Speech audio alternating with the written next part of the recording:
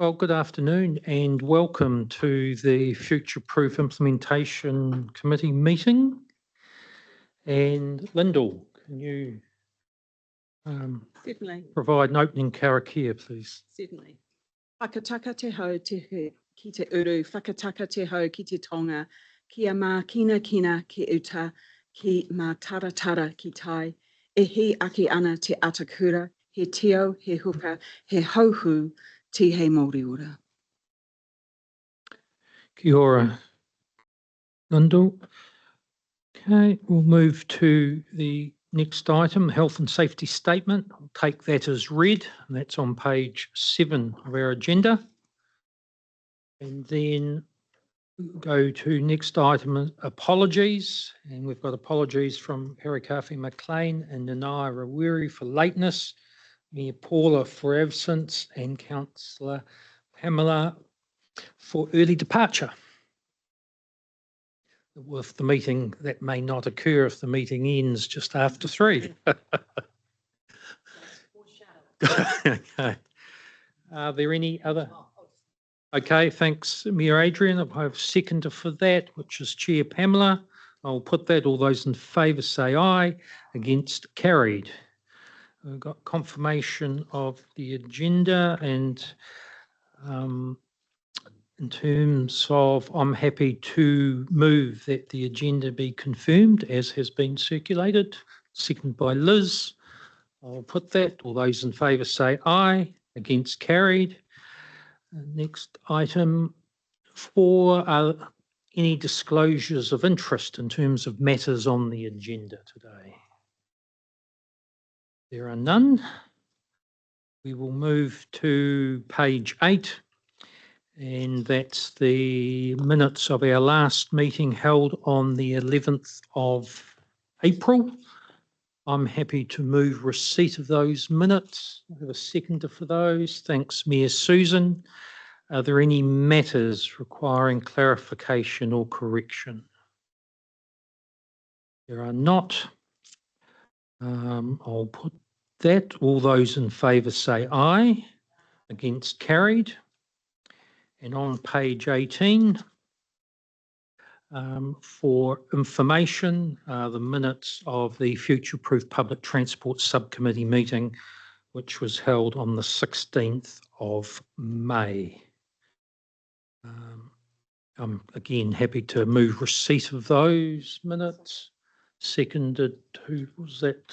Chair Pamela. Nothing further on that. I'll put those. All those in favour say aye. Against, carried. We'll now move to item 7.1, and that's an inwards investment presentation. And I'd like to welcome Patrick McVeigh, who's going to present on this item. But before Patrick does, I'd just ask Robert to provide an introduction and a bit of context before we hear from Patrick. So, kia ora koutou. Over the past couple of months, we've been talking about our 3-year work program, and one of the items that has come up as an item that the EFIC members are interested in pursuing is something about inward investment attraction into the region. And coincidentally, a colleague of mine, Patrick, is a bit of a lead thinker in New Zealand on inward investment and economic development, as you'll see from the brief career summary I attached in the paper. And Patrick was persuaded to come down and talk to us about some of his learnings working both in New Zealand and internationally in that world of inward investment. I thought this would be quite useful for us as we start thinking about how we shape up that idea of future-proof doing more inward investment work. So I'm really hoping you'll ask lots of questions of Patrick, which will help give me some leads on what you're looking for us to scope up and do, to make sure that when we do develop a work program around it, it kind of hits the bases that you want us to hit. So that's probably enough introduction from me. I'll pass on to Patrick. Can you press? Thanks, Patrick. Thanks, Rob, and thanks for talking me up at the start of the meeting. Very happy to be here, and thanks for accommodating me early in your agenda. I have to get back for a tennis match this evening, but it's great to be here and to talk with you. Just a couple of credentialize myself on it in a couple of ways. So I come at this from very much from a strategy and planning perspective. So I was previously, before moving back into consultancy about 8-9 years ago, I was General Manager, Business Innovation and Skills at the Auckland Economic Development Agency, 18 at the time, led on the development of Wynyard Quarter in terms of the innovation precinct. Prior to that, moved to New Zealand 2013, and as well as being a consultant in the UK, I was the Director of Strategy for the London Development Agency, involved in some of the key projects around things like the Olympics, etc. But I come at it from a strategy perspective, not necessarily at the cold front of deal making when it comes to actually attracting these things in.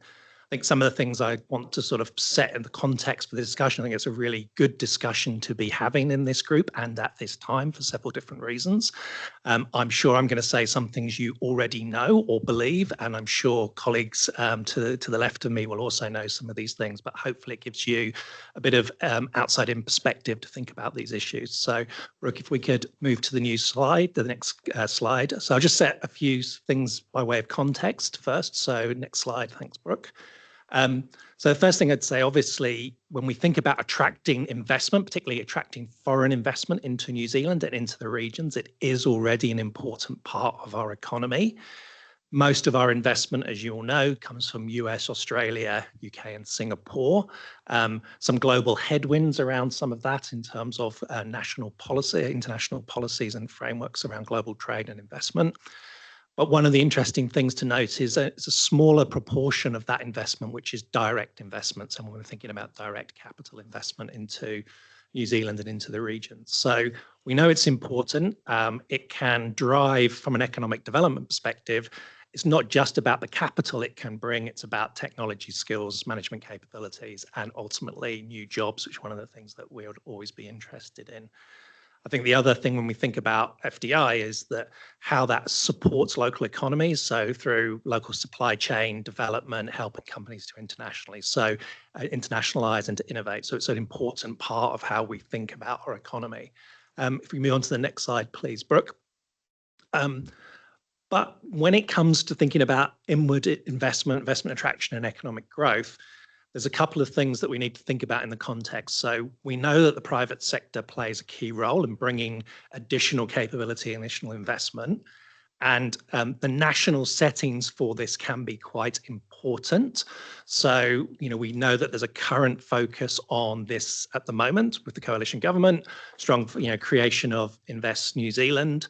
It's probably worth noting that this isn't the first time we've been on this kind of rodeo. So we have had an Invest New Zealand before.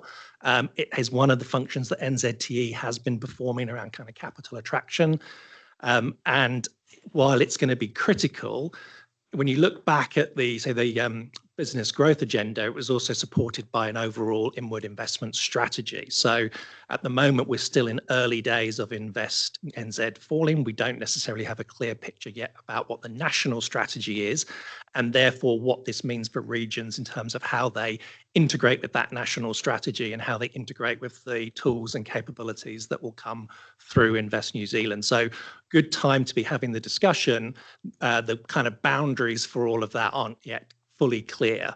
So hopefully that provides an opportunity for regions to also influence what they want to see from that national framework. If we move to the next slide, Brooke, the other thing I'll say just in way of context is there's also a little bit of a dilemma around this sort of inward investment. So we recognise the importance of it, but it hasn't really been a strong feature of our national, regional or local economic development arrangements compared to our global competitors and to other places. So sometimes, we get caught up sometimes in discussions around providing incentives and is that corporate welfare? Are we picking winners?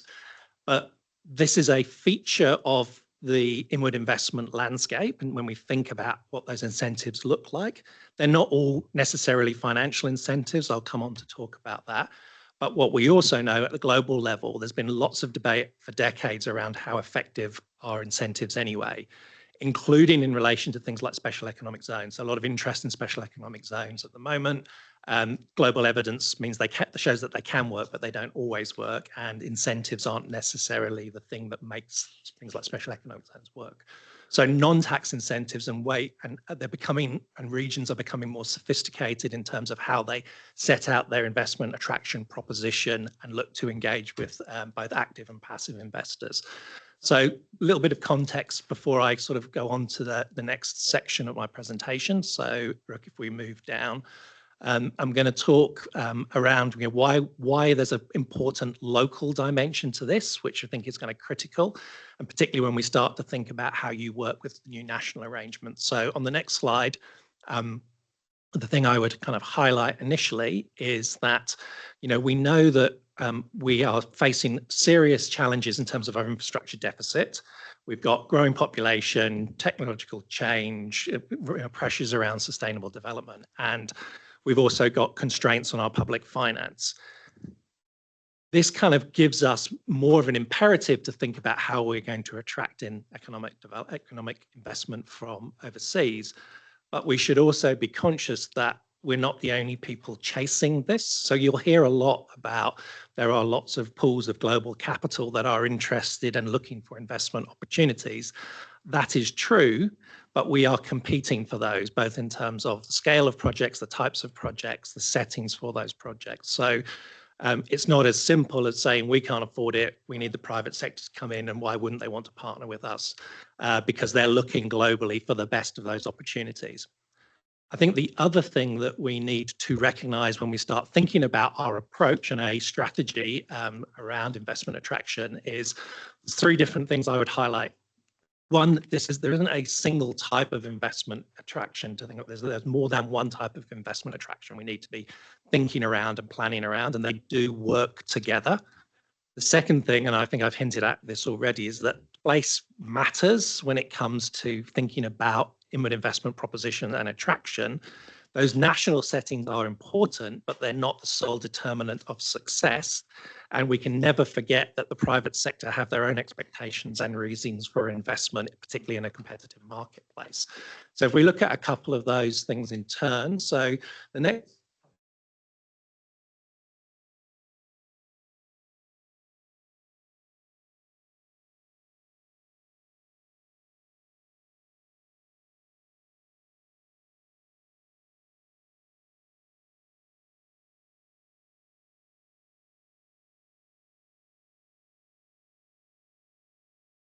Is your microphone?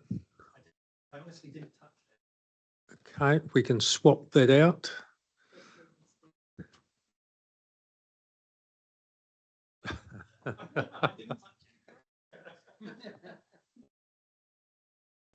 I'll move seats. just move mine. Thank you very much. So main point here being, think about this not just as a single type of investment attraction, important to think about the different types and how they work together. So whether you want to bring in opportunities for new businesses, creating new jobs, the other aspect which is sometimes overlooked is the point around expansion and retention of existing businesses. So globally, most new investment projects actually come from establishment of expansion of existing businesses that are here and may have already invested here. So really important about keeping close to those kind of key businesses and understanding what's going on in terms of their aspirations for growth, for new investment around projects. Much easier to land that type of investment than bring in a completely new to region, new to place. The third one, which has been probably occupying quite a lot of people's attention, this whole notion around it's like the capital attraction, particularly to support infrastructure, but also other developments. And when we talk about that, we also need to think about the difference between active and passive investors from a capital perspective and what they're looking for in terms of their involvement in the region. And then lastly, the focus around talent and skills, because that's also a critical component of all these things. So helpful, at one level, you'll know this, but it's helpful to distinguish between these different things and to think about how they work together, particularly in a place when you're looking to achieve better outcomes. So if we move to the next slide, Brooke. So that importance of place is key. And when we think about it, we have to acknowledge that there are a couple of different dimensions that are going to be important that are place-based beyond the national settings. So starting just quickly on each of those, from a governance perspective, it's really important that there's a strong shared vision, that there's a plan that aligns to that vision and leadership that are behind that vision, as well as capable civic management and leadership to implement that vision and that plan, and that there is consistency, because these things don't happen overnight in terms of making yourself attractive to investors and securing those projects and ongoing investments. So irrespective of your national arrangements and the role of Invest NZ, having that kind of governance component is going to be really critical. Second is just actually about how your economy performs. So if we are looking at attracting external private capital and private capability, bringing it into a region, they need to know, and they want to know about how the economic fundamentals. You know, have you been growing? What's the economic structure? Have you got jobs in sectors that are globally competitive and have opportunity for further growth? What's your existing infrastructure like? Critically, what's the workforce and education offer within the region? And does it feel like, you know, good quality of place and livability? So mobile capital investment, whether active or passive, are going to be looking at some of those things. And then you also have to think about just the practicalities, which are also at a place level. So, you know, you have to have sufficient scale to engage with some of the investors that are potentially interested. Have you got a good supply of land sites and premises in the right place to keep them interested and to kind of package up the opportunities? Affordable housing, healthcare, all of the things that a workforce will need if it's and that investors will be interested in terms of the viability of their commercial viability of what they look to do. They'll want to understand planning regulations, whether there are incentives. As I've said, incentives aren't the only thing, particularly financial incentives, but you know, rates make a difference in terms of how they think about business rates across a region. And then there's the simple costs of doing business, the cost of construction, the cost of access to finance. So all of those, I'd argue, have quite a strong place-based dimension that you have to think about as you're gearing up to positioning, thinking about how private sector can invest in this region. If we go on to the next slide, Brooke. The other thing is acknowledging, as I said, different types of investment. Place matters, and we need to look at it through the eyes of the investors and what do they want. Now, this is based on works a few years old, back in the UK, but it provides some useful ways of thinking about what investors want, and it's based on engagement with those investors. So talked a lot about, obviously, having a strong economy is going to matter, and they need to see that they're investing in growth. Good transport connections, both within a region and internationally, is important. So think of some of the work that you're already doing in that space. That starts to become part of your investment attraction story. I've also talked about that sort of pro-growth, and read that as pro-sustainable development, but pro-growth leadership, so that those inward investors can actually look at the region and say, we know that there is interest and there is a desire and there is strategy and planning. And then ultimately, this is the key issue, is that we are focused and the region is focused on delivery, so that there isn't an implementation gap between sort of investment prospectuses, which you see in many places, and then how that translates down to actual tangible, commercially viable projects that they can invest in and that they can make commercial decisions around. So it's worth sort of thinking about those four dimensions. The next couple of slides I'll go through relatively quickly. You'll have the pack, but there are a range of things that they're looking for within that. So, you know, as I said, around a strong economy, they want to see that it's growing. They want to see that there's opportunities for them to generate returns. They want to see that there's workers and that there is some resilience in the region in terms of, particularly over the longer term, how you respond to economic shocks and other things. And there's a range of different indicators that if you are thinking about how you put together your offer or your pitch, that some of the things that people are likely to be interested in. So many IPOs, investment promotion organizations, sometimes integrated into EDAs, sometimes into councils, sometimes standalone. They're usually suppliers of this type of information to potential investors. So, you know, good economy, real potential. When we move to the next slide, Brooke.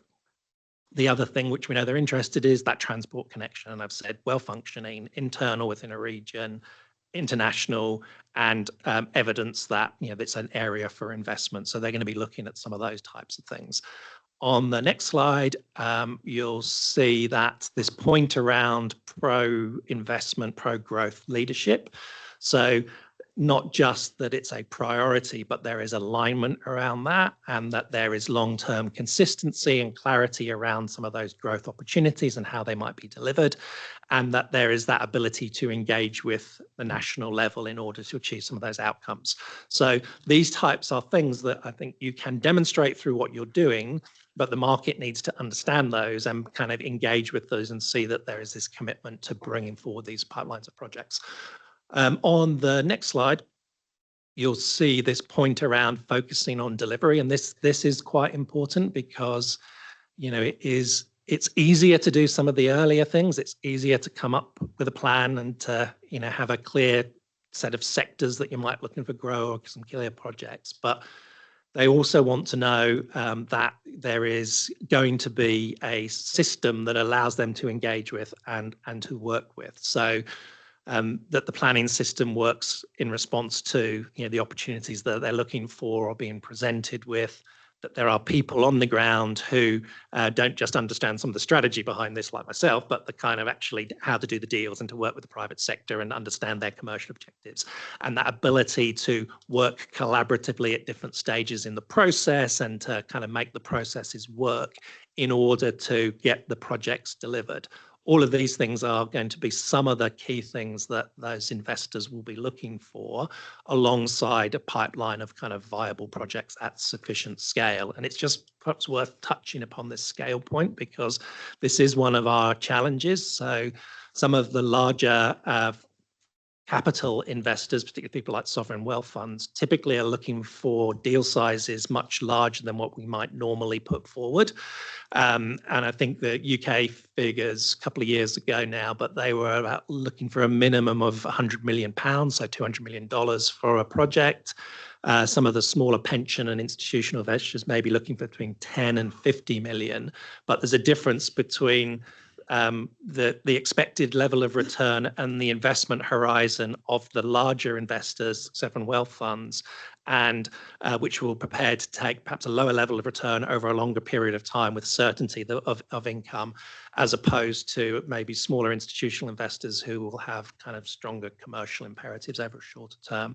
So it's worth thinking about that. And I think one of the things I'd suggest that means for us in New Zealand is actually have to almost think about how we package investment opportunities so that there is more, they can see sufficient scale in a system that will work with them, rather than having to bite off 7 small projects in order to make it work up with different planning systems and engagement. So that's going to be important as you think about engaging with investors, but also what is going to be provided and how will you engage with Invest NZ. Last couple of slides, my final section is around just some observations around the role of local government investment attraction. Now there's quite a lot. There's some of the next couple of slides which we can move on to, Brooke, come from some work that I did for the IDEA, which is the Improvement and Development Agency for Local Government in New Zealand, in UK, which was looking at local economic prosperity and different dimensions of that. And so I've just taken some of that work as it relates to investment attraction, but I'd start by making the point that, as I started with, you need to think about investment attraction as part of an overall economic strategy, not a separate activity. So you want to think about it, how is this a part of an integrated approach to economic development across a region or across a place? And then again, reinforcing some of the things that requires. So leadership, vision, you know, that fact that understanding what some of the delivery challenges are, both from a commercial perspective, but also a technical perspective, that ability to engage and partner with those investors in order to get the right outcomes, show that there's demand for the infrastructure, that there are revenue capture mechanisms potentially around that infrastructure, and that they can be certain of that policy and legal and regulatory framework, so to deliver something over the longer term. So it's important. And if we look at, and this is my last slide, it picks up each, so last 2 slides. So what can you do? What can local government do within all of that environment?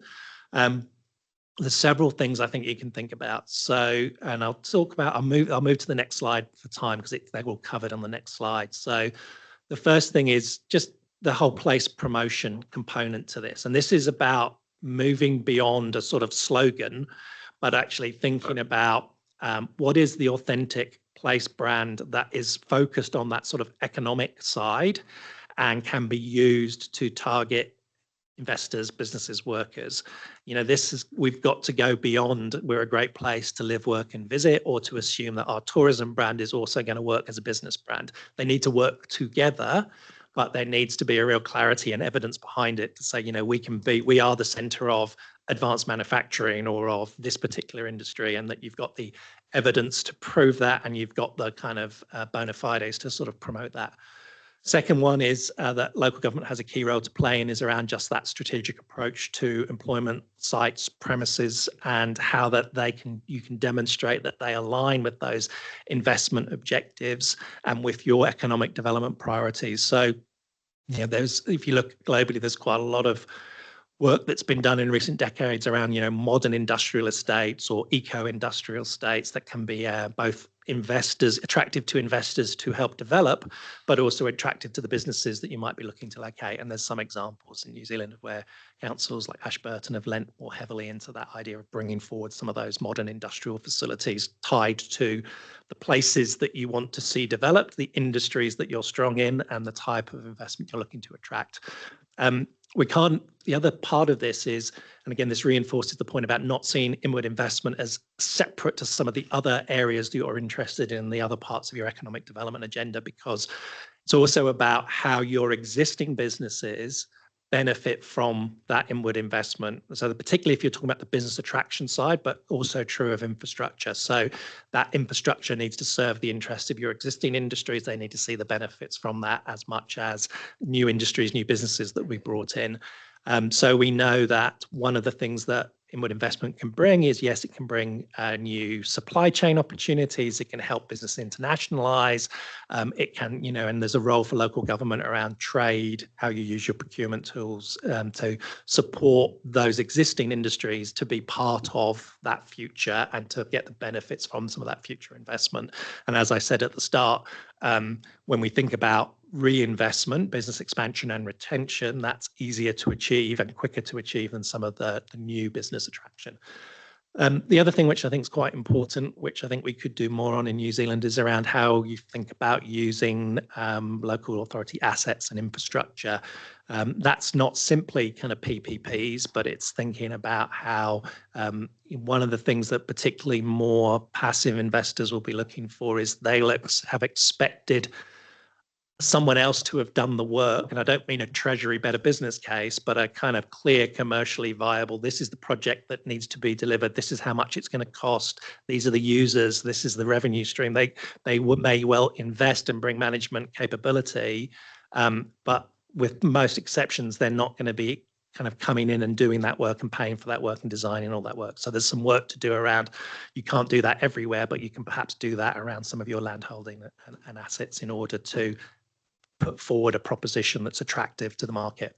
And then the last thing, which I think is something which you're already doing through this kind of work and through Future Proof, it's about coordinating that infrastructure investment and sequencing it. So when you're thinking about how are we going to implement this, how does it fit into our wider plans around regeneration, renewal, town centre development? How do we work together in order to demonstrate to the market that we are joined up and that we are focused on this over the longer term? So that's sort of, I'm sure there's much in there that you would kind of already know. There's much more that probably could be said, but hopefully that's enough for some discussion and kind of conversation. Okay, no, thanks, Patrick. I'll open it up and Chair Pamela. Thank you so much for your presentation, Patrick. I appreciate the insight offered. I heard you talk about promotion of place and economic development priorities and a clear vision. Waikato region does not have an EDA. So how can that be facilitated across, you know, the multitude of local government agencies that we have here in the Waikato in the absence of an EDA? Well, I mean, I would suggest that, I mean, an EDA is not necessarily a prerequisite for achieving that joined up vision and coordination. And there's probably even a case for saying even when you do have an EDA, that doesn't guarantee that you can get that joined up vision and kind of collaboration. There are, you know, I don't think there is one simple answer to, you know, what will bring it. It does require strong political leadership and commitment. It often requires a figurehead that can walk both sides of the aisle, if you were, but also can engage with the private sector as much as equally as they can engage with government and others. And it's about, you know, not just landing on that agreement, but the consistency of delivery over time. And I think, you know, if we look across, even across New Zealand, you know, we've got a mixture of arrangements. The Deputy Chair of Economic Development New Zealand, so this comes up quite often. So we've got some economic development functions delivered within councils. The benefit of them being within councils is that they can leverage some of the capabilities and wider capabilities that a council has, and can, you know, get easier to integrate with some of the things like transport planning and other kind of functions. So that can be beneficial. Where a independent organization exists, one of the things that arguably you get the benefit from is if you've got a strategy, which is often informed by or approved by local government or regional government anyway. But if you need a skills-led board in order to implement that strategy, then it can be beneficial that that sits as part of an EDA structure. However, I will give the example of kind of Auckland, which is quite a good one to look at the moment, because it's gone through quite a lot of changes and it continues to evolve. Back when I joined the agency in 2013, it was tourism and economic development, and we had a skills-led board that picked up both those components. So we had people on the board who were, you know, the chief exec of NZVIF. So we had investment capability. We had business people on the board who understood some of the deal making side of this, understood, I think the reason we were able to do some of the Wynyard Quarter development was we had a chair of our board that was from the private sector, commercial, you know, property development sector. So it gave us that capabilities that you wouldn't normally expect to get across council. As that agency's remit grew, it was responsible for facilities, museums, galleries, zoos. Very hard to operate, I would argue, a skills-led board that can cover all of those things equally. And the level of investment that was going into some of those programs probably, you know, got smaller as well. So the movement in Auckland has now been back into council. So the economic development functions will be back inside council and will be making that connection to the council's wider program. So I think it can be achieved either way, but ultimately you still need that leadership and that coordination and that commitment to work together to face the market to get the best outcomes. And is what I'm hearing that alignment around a shared commitment to the economic development priorities across the region would be of assistance, right? Definitely, but also framed around what is practical, achievable, and realistic. So quite often you will see economic development strategies that may end up committing a particular location to, we're going to achieve, you know, 6% year-on-year GDP growth. Never going to happen, even if you tripled the amount of investment that that agency had. The budgets of, like, so when I worked at the London Development Agency, people will cry, I had $800 million a year budget. My research budget was twice the size of the budget I had when I was at the Economic Development Agency in Auckland. However, obviously a bigger market, but we faced all the same challenges. We could not do everything because the level of investment that we had is a very small proportion of your overall regional GDP. So it's important that in setting your regional strategy and your priorities, you don't land whatever arrangements you have with targets that can never be achieved. Yeah. So that would be my key message. Thank you. Yeah, Jackie. Yeah. Thank you. Very interesting. I've got a couple of questions. I guess a couple of things. The two links that we got sent, one's from October 23, so I don't recall seeing it. And also even the global one, again, although it's September 24, again, I don't recall seeing it. So I guess It's a me question. okay. Yep. So the collaborative growth partnerships thing, I'm pretty sure it wasn't published in 2023. That's Was the it? date, That's the date it was the report? uploaded on the web, maybe. which is the previous triennium or the transition time. It was in the transition. Yeah, Mm. yeah. Okay, so it is the right date. So I don't I recall know it I've coming- spoken to the report here. I don't think I've brought the No. report formally here. We've kind of made it available, but we didn't formally report it through. or workshop or anything. But I have linked it through in a couple of papers. And the Invest NZ one, Katrina from Terracan Global Presentation. gave a presentation to us about 8 months ago, a year Yeah, ago, probably a year. on that work. Yeah, I had looked through, I just, none of the pieces in those, either of those reports rings any bells with us too, unless we're both asleep. Or as I brought them here, yeah, I guess in terms of, it might have a presentation, I didn't even recall that. So I guess feels a bit backwards, okay? So maybe we need to have a little catch up, or maybe Yep. I need a briefing. Karen and I seem to be on that same page. I guess my main questions are around scale. There's always good ideas about, we're all looking for funding and we all want alternative ones, but we're actually rural and provincial country. How I always think of the scale of us, 5 million people is not even the size of New York City. So it's great to have these overseas models and great to have idea of the region of 530,000 people, but really, if we could all agree on all the councils, even if it was a unitary authority, like Auckland, still it's only, the scale of stuff. Now I understand that you talk about some smaller scale, but some of your smaller scale is still not, I don't know if it says relevant to future-proof, let alone to a council. So I'm looking for that understanding better of how the cost of setting up some of these things. And I hear some stories like Melbourne Tunnel for the airport being, a $10 million, a couple of billions, and then $50 million in consulting fees or whatever.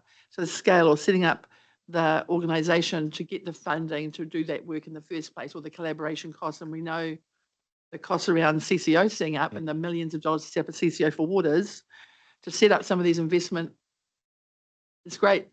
If you could spend millions of dollars for a huge billions of dollars worth of builds or investments, but when you're looking at smaller scale and then the scale of setup, and so I really want to understand that proportionality a bit more, and live understandings in New Zealand of rural and provincial that have worked really well, and to what those project sizes are, because I think otherwise I feel I'm a bit down a rabbit hole, or I'm down a rabbit hole of concern that's not there. Yeah.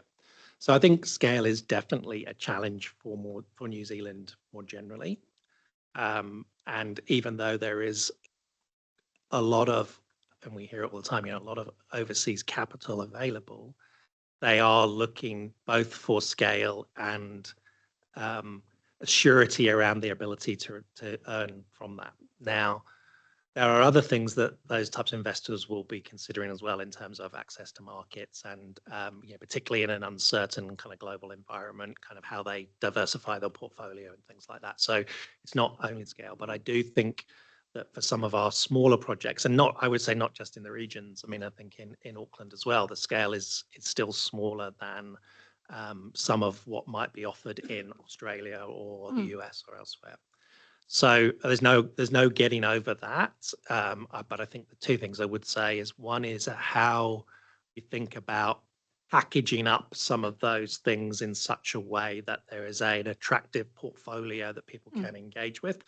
So, there's been some success in places where if you think about it as a large regeneration program, and that might include a new town centre and kind of, new infrastructure, etc. as well. So, where there are opportunities that are of sufficient scale in terms of both population growth and land holdings and how you package them, or sometimes about a type of an asset class. So if you were looking to do more around housing, you're actually packaging up all the sites and trying to work with one potential developer and or investor to deliver that.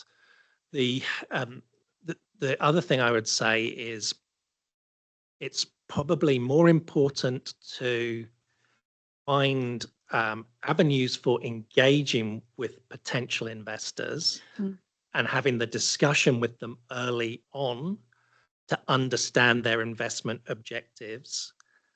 And there's a role for political leadership in that, but there's also perhaps a role for some sort of more technical deal-making capabilities, some of which exists across our local government sector,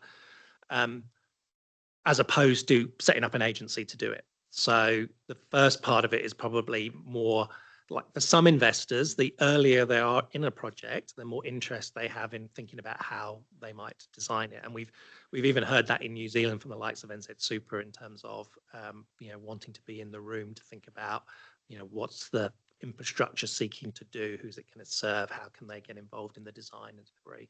For some investors, that will be important. So I would suggest it's probably about having an idea of the portfolio of projects that you could package together and some early engagement with institutional and other investors prior to thinking about setting up an organization. Now, you need to have done some strategy work at the front end of that to know what sort of investment are you seeking. I'm not sure I feel well enough qualified to pick out individual projects in New Zealand that have already achieved this. In Auckland, there's been some hotels that have kind of been brought forward, slightly different kind of model. There's some discussion about particular bits of road and things that are going on, but there is not, in my experience, a significant amount of evidenced inward investment that's been, where it's clear there are examples of business attraction, but not necessarily enough of that kind of investment. So I think you're right to be cautious of how much do you invest in advance of actually having clarity around this is what we're looking for.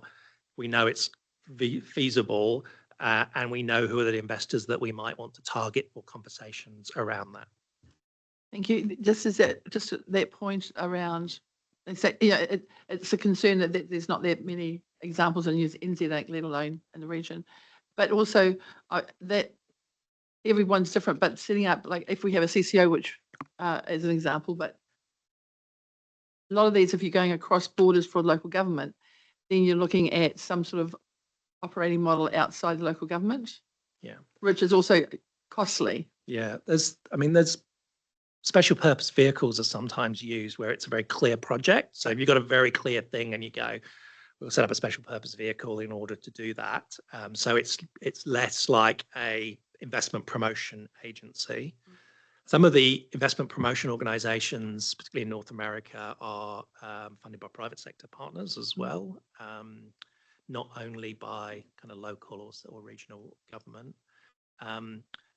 It is one of our challenges in the sense that we know that there is capital available and that there is projects and we have an infrastructure deficit, but we also need to have the funding models wrapped around them.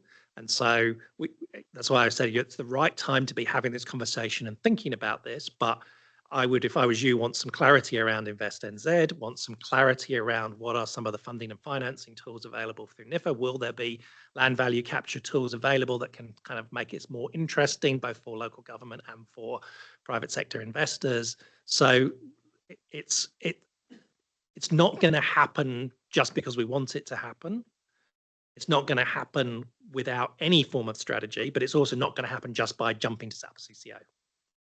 Don't know if that answers or answers part of your Thank question. you. And the other one, I guess, just the last part is, I guess, the LGF funding. We've already got funding, we've got commercial funding, and we've got rates of funding. Yeah. Which we've all got money. Yeah. So I guess it's yeah. Yeah, you do need to look at that kind of the funding mix for projects, and are you making best use of the tools that are already available to you?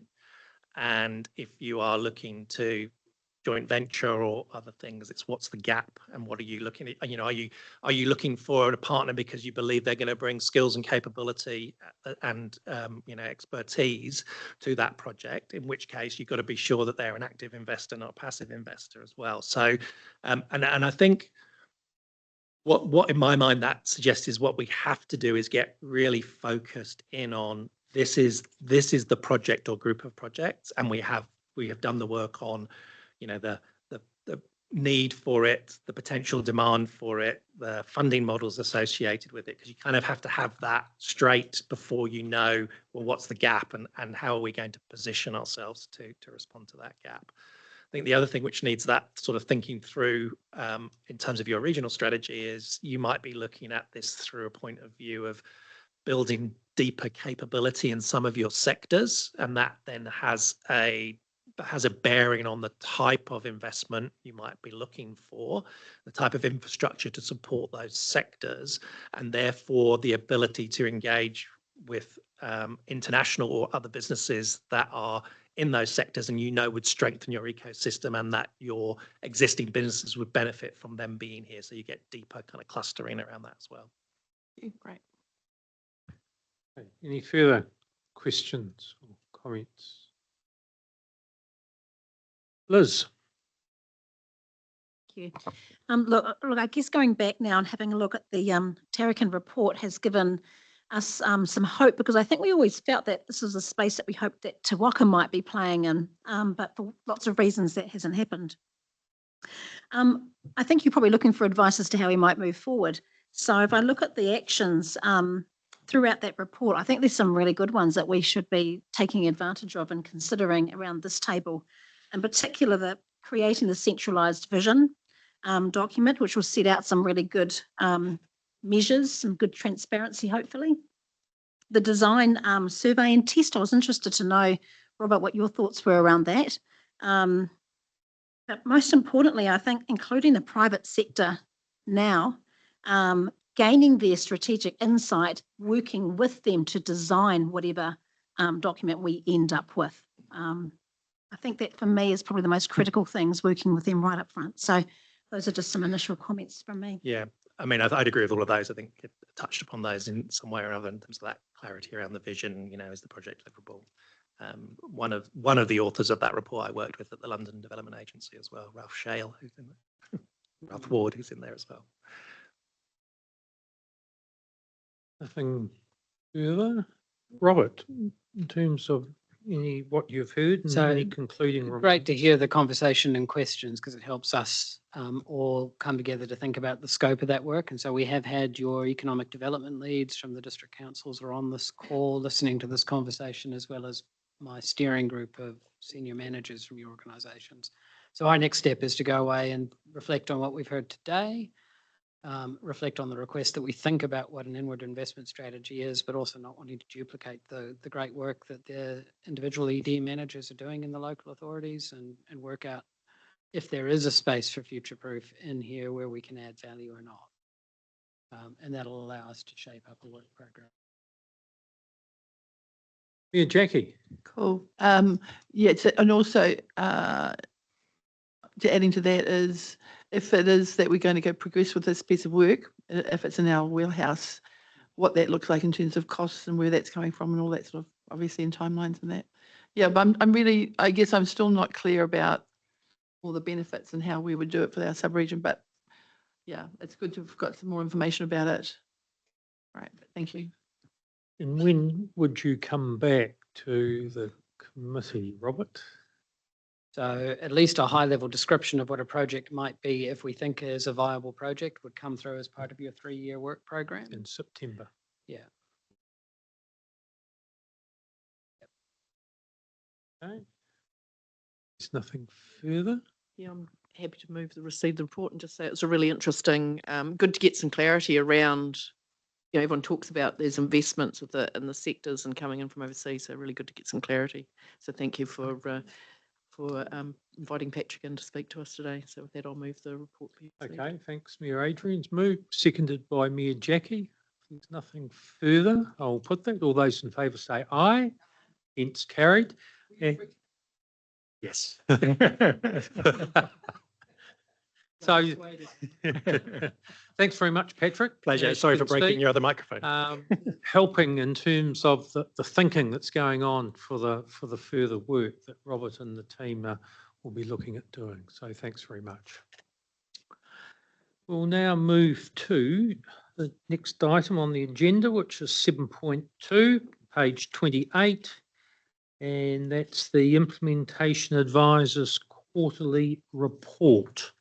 Robert, if you will take it as read, but just highlight those matters you want to bring to the committee's attention. Okay, so the front bit of the report, there's a list of bullet points of the potential projects through my conversations with you individually. You've identified we might want to think about for the work program that is coming to you in September. So I'm just recording that for the record in case there are other ideas that people want to put on the table for us to think about as we start trying to work out what we do in our programs. That's hence that list of projects there.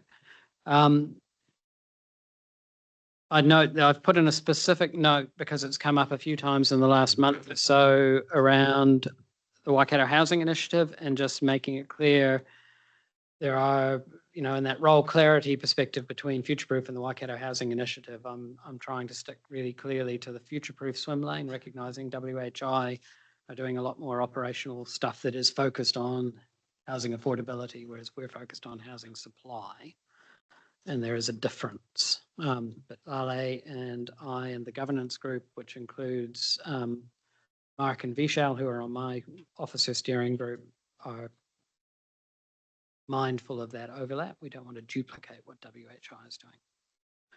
In terms of my traffic light report, there are a couple of reds that I feel I'm bound to reflect back to you.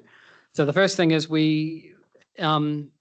last year we started doing what we called an LTP alignment report, which was a report of all of the that picked up all of the critical pieces of infrastructure we'd identified in the future development strategy that were necessary to support our settlement pattern and whether or not they were included in the partner LTPs or enhanced annual plans. I was planning to do one to this meeting. That's why it's red, because I'm not doing one to this meeting because your LTPs haven't landed and it wouldn't be particularly helpful for me to publish a report just right now. We are looking in September to bring that report back to you because it should form part of the annual report for Future-Proof anyway. But I'm also moving it at the suggestion of your officials away from just an LTP alignment report to an investment alignment report that picks up the government investments that we were expecting to be followed to match our critical infrastructure for delivery of the settlement pattern. So it's not just an LTP conversation. And that's requiring a little bit of reformatting and rejigging how and what we report. In terms of the water strategy, we've previously reported the water strategy to you, and you had some questions about scope in terms of reference, which you sent back to chief executives. Chief executives have been working on those questions, and we have a report that's almost ready to come back to you, but with the recommendation to progress with the water strategy review. But given where we're at with the establishment of the water CCOs, we didn't feel like it was a piece of work we should roll on with right now. And so we'll be bringing something back to you. Might not be till September, might be informal in between, just to give you a progress report on how we think we can work in with the water CCOs without creating a drag on the resources which need to be prioritised to deliver the water CCOs. We don't want to get in the way of that as Future-Proof. Hence the green and the red. We have resources, just not at the moment. The North Waipa South Hamilton study is flagged as red. We were hoping that we would have complete that strategy by December. As we've moved into planning for stakeholder engagement, it's become pretty clear to us that we would be pushing too hard to get alignment across all the stakeholders if we tried to push that one through to a December completion. So I've highlighted to the chief executives that will be, and now to yourselves, that we'll probably be going for a March. So your first meeting, really your first effective meeting of the new triennium is when that study would turn up. But we will provide you an update report again in August of how far we've got with the work on both that and the Hamilton to Tauranga corridor study, which is on track. And then at Mayor Jackie's request at the last meeting, I recorded a list of things that were on the Future-Proof work program, but we're currently not prioritising or putting resources into. So you can see a little bit of that prioritisation's already been happening. And that gives you a comprehensive view of all of the things that Future-Proof had in front of it, and the things that we've kind of said, no, not not now, as staff. Probably the most important of that is the future development strategy. That's the chonkiest bit, because that's where we have to do a housing and building capacity assessment and then think about the changes to the strategy. And hopefully, I'd always wanted to use that as the opportunity to make the strategy less fluffy and sharper. We've put that work on hold because we're waiting for national direction to come out of the government, which we were expecting 6 months ago. It's been slowed down in terms of the NPSs, which are still out for engagement as of last week. And then you've got the RM reforms are going to hit. So it doesn't feel like it's a good use of public money to go off and try to comply with an old NPS. So we're going to wait until things settle. Nice. That it? That's it from me. Okay, Mayor Jackie. Nice. I like the path that we're going on. It's good. It's a couple of comments. Just on top of page 30, when we were talking about that 7, the A, enhanced stakeholder engagement, I guess, and how other major stakeholders might be aligned more cohesively with Future-Proof. I think there's a real opportunity for us, and just that holisticness rather than them consulting to or submitting to an FPS every 3 years. So I just wanted to add a couple of names to that list, because obviously, we had that conversation around the education department's in and at the table actively with us all the time. We'd like to have that, I think, because that, it's an opportunity to leverage it, and how can we actually make that happen? No point being a member if you're not turning up, and how we can facilitate with cream buns. I'm all for it. But I'd just like to add in the Chamber of Commerce, and I know we've talked about that, and also the National Carriers Association, which has 1,500 freighters as their members, because we're talking a lot in the future work program around connectivity, movement of traffic, roading, and how that all interfaces, even the airport, in terms of how we're getting freight in and out, how we're moving people, but also we've got this fast growing area. And I just think that might be somewhere to actually talk about, and they have the ear of central government as advisors in terms of transport and the NZTA. So that might be someone else that we should be thinking strategically about as well. I know that, so there's just a couple that I thought that would be actively helpful to what we're doing. And I guess in one other point, I guess, I know we've got our FPS, and I know that we've got a work program. I guess I'm thinking about the next triennium as we were maturing into the opportunities of the sub-region and that collaborative within ourselves and with central government and others. Is this like an evolution of the direction of FP over a period of time and the trajectory, and what does that look like? It's kind of talked about in different ways, like we started with an expressway for the state highway, but now we've evolved into a lot more other projects, and then in a deeper strategy, and now we're in the housing, and then we're talking about other things like health and transport and blah, blah, blah, blah. So we have evolved, and I guess in my mind, in my little, spatial map, it's kind of like, it maybe started going to the moon, now we're going to Mars, and now we are going to Venus. Is there a trajectory different? I feel it is. Are we conscious of the opportunities around that? And then make sure they're all aligned on that. We kind of do it by a project basis, but as an overall strategic position that we aspire to it, but to be, because I feel like it's quite a powerhouse and it's building that momentum. I'm quite excited about that, but I kind of want to make sure I'm not on that island on my own, and what that might look like and what the opportunities are for a bigger picture around collaboration.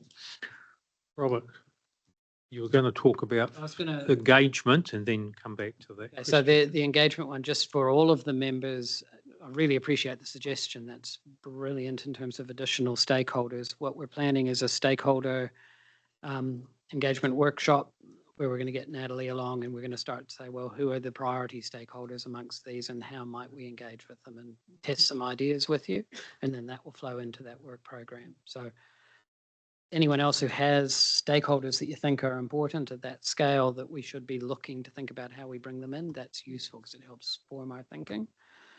Not sure what to say about the second one. So it's something, Bill, I think for the terms of reference, we do need to think about. and the terms of reference come back to you in September. Because I know It's we good talk about, opportunity. a risk analysis workshop. We've changed our risk committee to risk and assurance because all risks have opportunities, and opportunities need to be identified as opportunities as well as risk, and all opportunities have risk, risks have opportunities, because it's a different mindset of thinking for our council. So I believe that, that's an example of the leveraging of the growth of this organ. And so my third and I think last point at the moment is, I guess you've pointed it to is, I kind of like to have a tracking of whether it's a summary of the brand building and the maturity of Future Proof, and the fact we are trying to develop a story. I think we're quite naive on it, and we're moving forward. That's good and improving.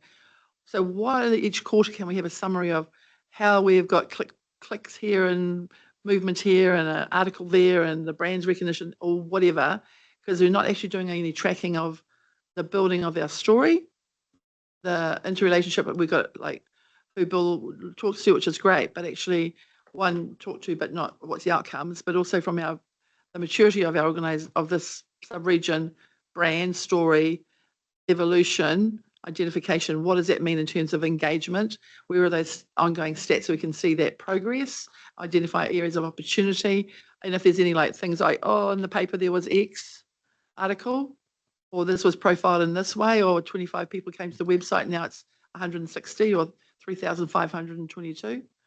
I think that we need to start, if we're going to be building that story and brand, and identifying that, we need to have a lot more KPIs and or stats and or what we're going to do. And if we haven't got any of that stuff, then let's start collecting it. But also let's put the pedal to the metal about actually proactively going out there and doing it rather than talking about it. And I say that with love. I don't mean that in a negative way. I just mean we've got, I think, some bare bones and framework around that stuff.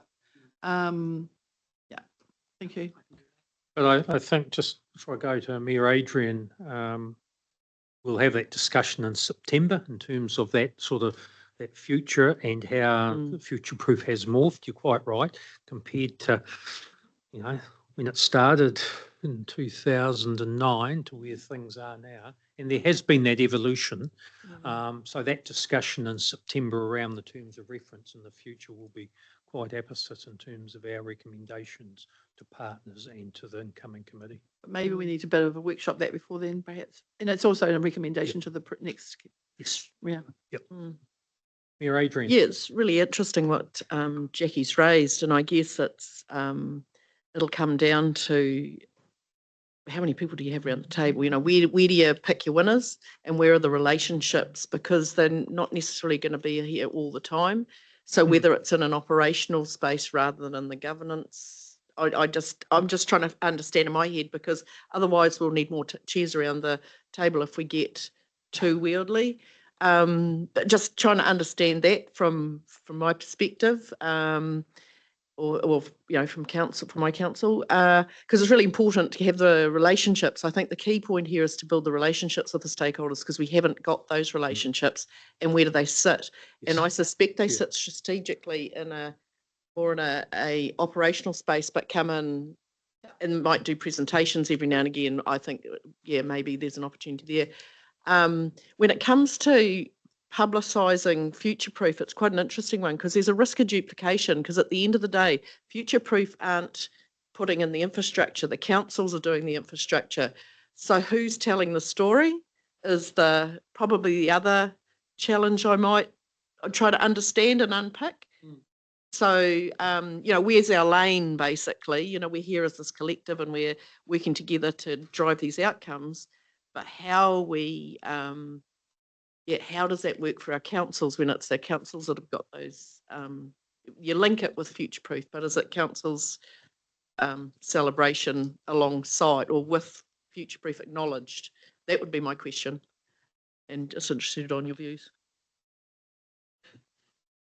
So that's what I'll make sure we cover that when Natalie comes along. Our current strategy has been for Future Proof in terms of your local stakeholders to be in the back seat. And that our focus was on building that connection and understanding in central government. So our targets and the targets of most of the work I've been doing in terms of refreshing the website and stuff like that as beneficials in ministries and advisors to ministers and the ministers themselves. And that's where Future Proof's put its effort. And we've taken the approach philosophy that when you engage with your communities, are engaging on behalf of Future Proof. But I don't know how well we've written that down. And so that's a good thing for us to test when we get together with Natalie and talk about what is the recommended stakeholder strategy look like. Other partnerships, I'm particularly envious of the model Smart Growth used to have had established forums were operational forums, but to which economic elected members turned up as well, with interest groups, with the land development community, they had one with the environmental community as well, and one can't remember what the other ones were, but they had strategic partners. That's right. Yeah. So they had a bunch of different forums that met regularly and talked about smart growth stuff. They disestablished that. Because they weren't, why. so it's good to get our heads around why, and probably Bill's got some insights into that from his time there. Yeah, so that's the kind of stuff I would hope we would cover at that workshop. And it would be good in terms of the workshop, because the ability to share some of the good, bad and the ugly in those other areas. Bruce. Oh, yeah. So I like the idea of the enhanced stakeholder engagement, and I just think that the workshop would be the place to consider who is around the table. And I take the point that Adrian made about ending up with too many, but thinking about the transport corridor, for example, where's Kiwi Rail in this story? We heard about trucking, we've got NZTA, but what about Kiwi Rail? So that's just a suggestion. Yeah. Anything, Mayor Adrian? And of course, they all sit on the Regional Transport Committee, the Transport Committee, Kiwi Rail, NZTA, not the Trucking Association, but those, yeah, that's they're the government agencies, though, right? So this is where we've got to understand just a bit to think about. Mayor Paula. Thank you. Just listening to that, and the presentation that we just had before, I was trying to connect the two in my mind off the back of your questions, Adrian, in particular. And from what we heard in that previous presentation, scale to enable businesses to really get the outcomes they need, and coordination are critical elements. We don't have Te Waka anymore. We are operating as a subset within a prosperous region. So there is the regional story, which of course the regional council coordinates, but that within that there is the future-proof story. And I think our enhanced stakeholder engagement is critical. I think we possibly, just without sounding critical, we've talked about this before, and we've never quite landed where we want to go with it. I think it needs to be tailored to the outcomes we're seeking. And if you think about attracting business and attracting investment in particular, because it's less about the number of businesses and more about the economic investment and the ability to leverage that for the well-being of our collective communities, right? And I think the other thing is we need to be particularly clear about what our offer is, because we are in a state of competition with other parts of the country, and also with other parts of Australasia and Southeast Asia. We need to be quite clear why people should come into the future-proof area. And we do know a lot of that. In many threads, we do have that. And the strength of the future-proof is its collectivity. It is the ability to offer multiple outcomes and multiple strengths, because we're a blend of metro, rural and provincial. We are therefore hooked into the strong agriculture, agri-tech, agri-manufacturing, but we're also hooked into the types of industries that settle in more metropolitan areas, which is your IT and your high-tech work as well. But that's the strength about having all parts of the jigsaw in your box when you're trying to assemble it, rather than just a few. So I think we need to be really we need to be clear that we have scale, we have coordination, and we offer something, and our offer is a strong offer. We're good to go. We welcome these conversations. We're going to open the door to these conversations, because otherwise there will be other parts of the country that are struggling who will want to attract investment to them as well. Competition's a real thing in local government. I'm just saying. So we need to be strong within ourselves. Remember what we're about. Yeah, Jackie. Yeah, that's well said. I agree with what everyone's saying. I just would also add, I'm not saying they have more people necessarily at the table, but those collaborations and to have presentations or the things that they're separate. And for me, if I can close those silos and make bridges where there's systemic silos, then it's all the better. How that works over time, that will be worked out organically. But I also think there's a great opportunity for resilience and sustainability as part of that collective story and who we are, what we are. That's why I want that directional story is around all of these big organizations, okay, and there is a list, right? And some will be in or out, some might be just around just to identify whatever, and ministerial, is we can, if we've got our story and direction and what our offering is, but we're also helping them to align their strategic long-term plans. All of them have got them, all of them have got budgets, all of them have got priorities. And at the moment, they're all happening over here without us being able to tell our story from the sub-region, which is also the regional story, because what's good for our region is good for what our sub-region is good for our region, etc. And the NZ Inc. for what's happening. So I just think the opportunity is not just a talk fest, etc., but actually I'll take energy, right? They have long-term plan commitments. They all have the same probably infrastructure issues and concerns that we have, a different way, but they know what we're doing and have a chance to scope with us, and we have a chance to scope with them and understand that.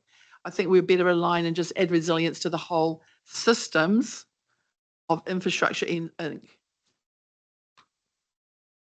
But stay in our lanes, but also being more aligned, because at the moment I think it's pretty ad hoc. So I think there's some really opportunities to be a little bit more strategic that way, that collaboration. Yep. No, thank you. Liz. I just wanted to check in with you, Jackie. So the future-proof strategy refresh that we did last year, do you feel there's some gaps there? Is that what you're saying? Because I kind of look at the strategy and it does talk to a lot of what we're doing. So is there a workshop needed at some point just to address some of the gaps? I think it's, that's a good question for the workshop, really. Yeah, and I guess we'd go back and kind of go, where do I think, but it's not me, it's where our council, and the smart people around the operational table are going to say there's a gaps. I think for our council, the future, and I'm sure it's all the councils, we've got a moving target from central government to the pieces and updating it, and where our growth is from our district and where we've got it in the future-proof strategy, all that stuff. But I'm going to be sticking and supporting the strategy overall, but I think it's something is how do you evolve it and keep it live and active. But I guess some of the stuff is delving down a little bit, that next level down of operational, how do we put it into a work program in an active way, and emphasize it maybe. But I just think it's an opportunity of adding sustainability in an area that I think a lot of organisations in the region or whatever have not achieved that in the past. And even the work that regional council does in terms of the spatial planning for the region, it's more lifting our eyes up and seeing a bigger picture and who are those bigger other stakeholders and trying to get some more alignment. So I think there's, is a big pieces, and the mayoral forum is part of that, the iwi is part of that. So I guess we've got to stick into what we can and can't do, but it's just, a workshop's probably the best place for it. Okay, no, thank you. Thanks for all the comments and input on that. And if there's nothing further, I'll move to the recommendations. It's on page 28. It's on the screens to receive Robert's report. So I can have a mover and seconder for that. Thanks, James. Seconded by Mayor Susan. Nothing further. I'll put that. All those in favour say aye. Against, carried. We'll move to item 7.3, priority development areas update, and welcome Karen in person. And we have your report and the PDA trackers. So I'll hand over to you, Karen, to take us through the the key matters you want to highlight, and then we'll have some questions, no doubt, afterwards. Well, thank you.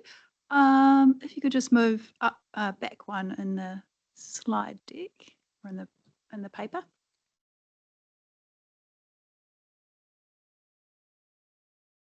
So welcome everybody. This is our 6 monthly priority development areas TDA tracker update. The last time we gave an update was December in 2024. So these trackers focus on our 6 focus priority development areas. These were endorsed last year. And just a reminder, these are the areas that require joint future-proof action, oversight or attention right now. There are other areas, but we track these ones because that's what we need to work together on right now. If you could just go back one more as well, just to the summary page. So there's been no significant changes in the status of the 6 focused priority development areas since last time. The overarching challenge of infrastructure funding and financing still remains. There has been as you all will be aware, a big focus on the central government stuff that's coming through, namely the regional deals and the fast track work, and the local water's done well as well. There are 2 highlights which weren't in the summary page that I'd want to highlight today. They're worth a mention. The first one is the announcement yesterday, the ministerial announcement around the Ruakura Eastern Transport Corridor and the approval for the business case of $4.1 million for consenting and detailed design shared between NZTA, Waka Kotahi and Hamilton City Council. This is very good. Through these trackers, we've been singing the song of how important the Eastern Transport Corridor is for the whole sub-region and the North Island, actually. So it's really good to see that progress. It's very good. And alongside that, there's also a lot of other work happening around Ruakura, true boundaryless planning around the land to the east of the expressway as well. And the other point I wanted to point out as well was the local waters done well CCO and the recent decisions around that, and what opportunities does that present to help unlock the critical infrastructure funding and financing barriers across these priority development areas. So in the trackers as well, you will note that we've got a new table of metrics in there. Disclaimer, this is a work in progress, and quite keen to hear your feedback on what metrics you would find helpful to help share our future-proof story around these areas. So I'll leave it there and take questions. Okay, thanks, Karen. I'll open that up for questions or comments around the table. Don't. It's great. It must be a wonderful report. We all love so much. Thank you. No. On.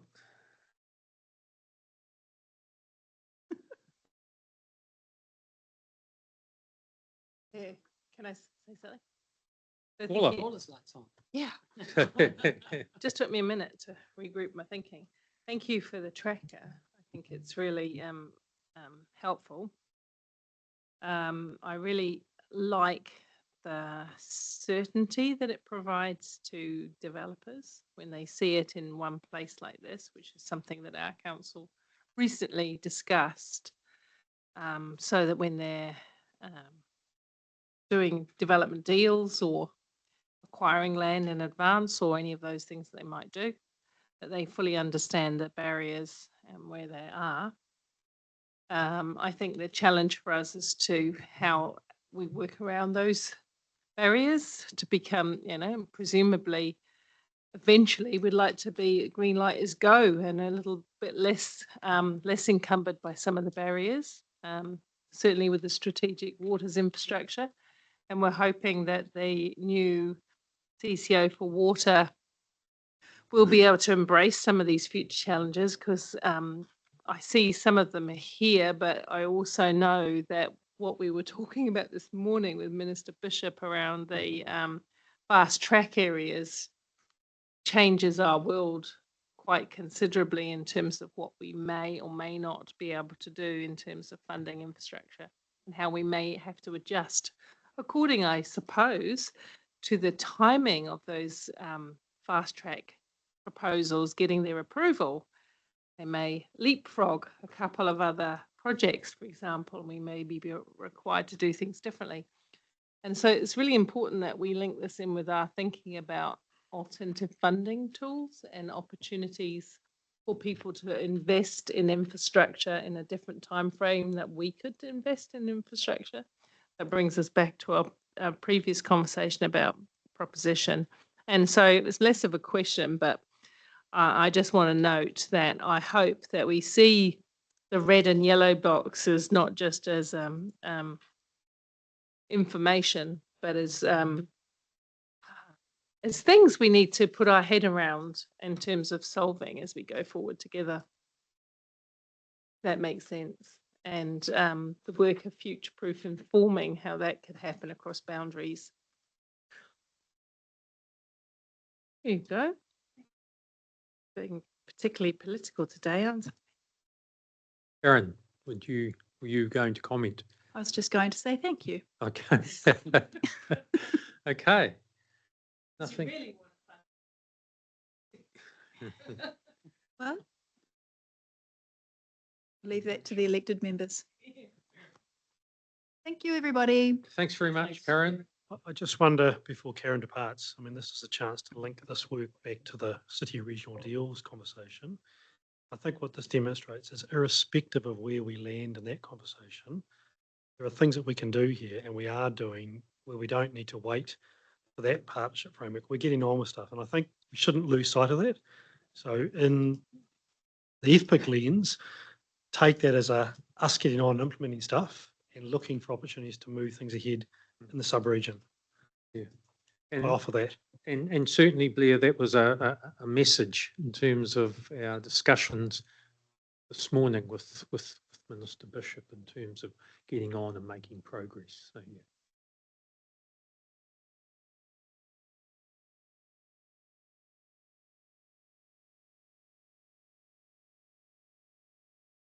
Can you switch on there? Thanks. Sorry, am I not loud enough? No, I was just going to say the metrics that you've put in is particularly useful because I think the government is data-based as well. They are really looking for examples of success, and if they can see it here in tangible numbers, I think we're going to get better cut through. So I appreciated that. Yeah, and I think your comment, Paula, in terms of data is quite key in terms of the evidence base. Okay, if there's nothing further, there's a recommendation before you in terms of receiving the Priority Development Areas Update Report. If I can have a mover and seconder for that, please. Thanks, Carolyn. Seconded, Liz. There's nothing further. All those in favour, please say aye. Against, carried. We'll now move to item 7.4. That's the Independent Chair report. I'll take that as read. Happy to take any questions people may have on that. Probably just highlight bullet point 125. We are looking at a proposed smart growth future-proof meeting of governance leaders in August, and obviously a couple of topics being the corridor work between Hamilton to Tauranga, and also discussion around rail. So there could well be others, but that was just a couple that have highlighted, and certainly if I can just highlight that Hamilton to Tauranga corridor work was of great interest in this morning's discussion. I'm happy to move receipt of that report. I'm happy to second it. It sort of feels like we're getting a bit of traction. Like the conversations we're having are productive. So thanks, Bill. Okay, thanks, Mayor Adrian. Is seconding? Nothing else? I'll put that. All those in favour say aye. Against, carried. So that brings us to the end of the open agenda, and on page 54 there are resolution to go into public excluded in terms of the Hamilton Southern Links update and the fast track update, I think. And I'll- Thanks, Chair And Pamela. I'll second. Seconded by Mayor Adrian. I'll put that. All those in favour, please say aye. Against, carried. Just pause for a moment.